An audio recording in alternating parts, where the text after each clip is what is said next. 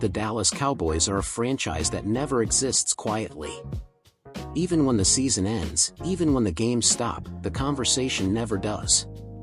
In Dallas, every decision echoes louder, every contract matters more, and every roster move is judged not just by wins and losses, but by legacy, identity, and expectation.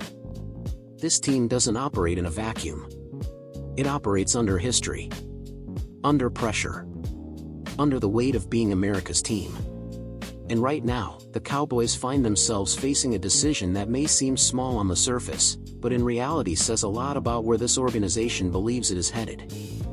I'm Carlos Eduardo, and today I want to talk directly to Cowboys fans about Jadeveon Clowney, his uncertain future in Dallas, and what this situation truly reveals about the state of the Cowboys as we move deeper into 2026. Before we even get into Clowney specifically, we need to acknowledge the context. Because nothing about this conversation makes sense without understanding what Dallas has already been through. This defense is not the same defense it was just a short time ago. The moment the Cowboys traded away Micah Parsons, everything changed. That was not a minor adjustment. That was not a tweak. That was a seismic shift in philosophy, leadership, and identity. For years, Parsons was the engine, the tone setter, the fear factor. Offenses game planned around him. Quarterbacks felt him. Coordinators respected him. And when he was moved, Dallas didn't just lose elite production, they lost certainty. They lost a known answer at the most important position on the defensive front. From my perspective, that trade forced the Cowboys into survival mode on the edge. And that's where Jadeveon Clowney entered the picture. Clowney wasn't signed with hype. He wasn't signed with fanfare. He was signed because Dallas needed stability. He joined the team after Week 2, following a win over the New York Giants, without the benefit of training camp, preseason reps, or system familiarity. That matters. It always does. Early on, the tape showed it. His get-off wasn't always clean. His timing was inconsistent. The explosiveness came in moments, not waves. But football isn't always about the first few weeks. It's about the body of work. Once Clowney found his footing, once he got comfortable in the scheme, he became the most reliable edge presence the Cowboys had. He finished the season with 8.5 sacks, and 3 of those came in the season finale. That's not accidental. That's a veteran understanding how to peak when games matter most. If I'm being honest with Cowboys fans, those sack numbers only tell part of the story. Clowney's real value showed up in ways that don't always trend on social media. Setting the edge. Holding contain.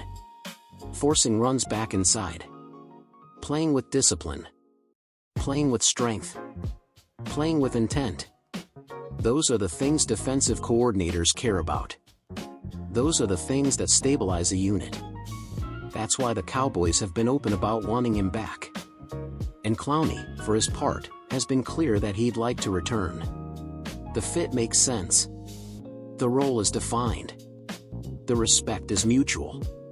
But in the NFL, mutual interest doesn't guarantee a reunion. According to John Machota, Clowney's return is very much on the fence. And from where I sit, that description is accurate. This isn't about whether he can still play. He proved that he can.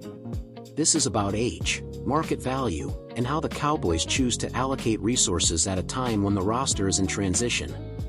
Clowney is heading into his age 33 season. He's an unrestricted free agent. And his performance likely raised his price. That creates tension. Because Dallas is a team that values discipline and spending, sometimes to a fault. The front office wants impact, but it also wants flexibility. And when a veteran's price rises, the internal debate becomes very real. What I see on this roster is a defensive front that still lacks depth and certainty. Dante Fowler, Sam Williams, and Peyton Turner are all pending free agents. None of them are considered priorities. That alone tells you the Cowboys don't view them as long-term solutions. They are contingency options. But here's the reality. Because the position is thin, because proven edge rushers don't grow on trees, there's probably a dollar amount where any one of them could be back. Not because they changed the trajectory of the defense, but because depth matters over a 17-game season. This is the balancing act Dallas is facing. There's also the draft.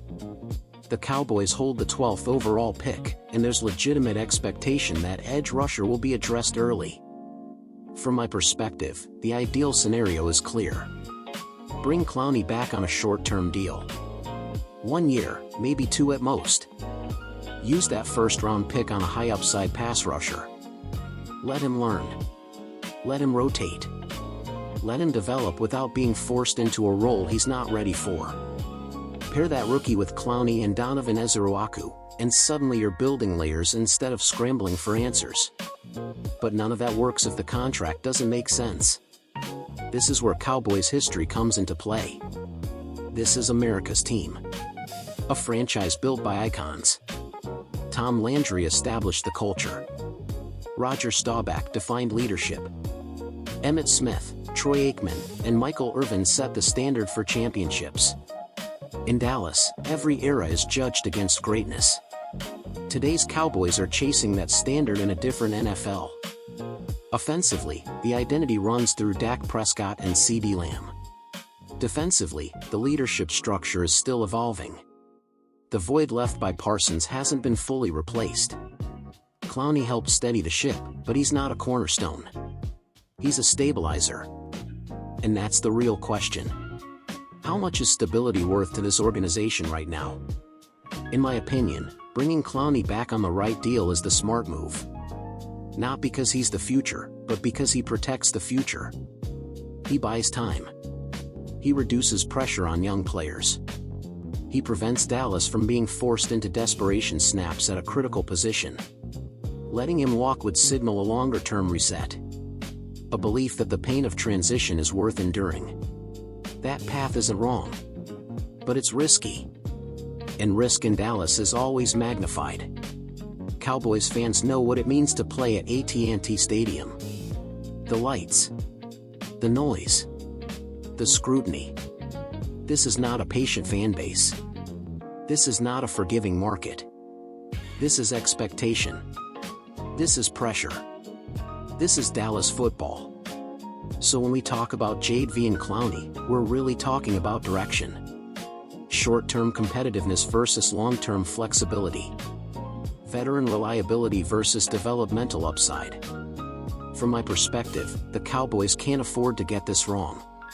Not because one player defines a franchise, but because patterns do. And this decision will be another data point in how this front office chooses to build, protect, and ultimately chase relevance in January. Cowboys fans deserve honesty. They deserve clarity. And they deserve a team that understands exactly where it stands. That's what this moment represents. And that's what I'll continue to break down, directly, thoughtfully, and without noise.